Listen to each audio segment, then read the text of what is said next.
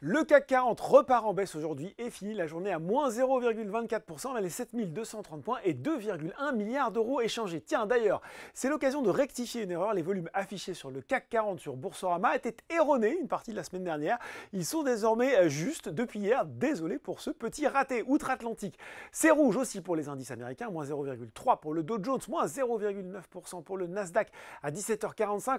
On prendra connaissance à 20h du compte rendu, bah oui les minutes de la dernière réunion de la Fed, ce qui devrait donner un petit peu plus de détails sur la vision qu'ont les membres de la Banque centrale américaine de l'état de l'économie US. Très attendu également ce soir les résultats trimestriels de Nvidia qui a atteint un nouveau pic historique hier en bourse. Du côté des valeurs en hausse à Paris, eh bien pas beaucoup de news flow sur les valeurs aujourd'hui. Joli rebond quand même de Wendel qui clôture en tête du SBF 120 et met fin à une séquence baissière.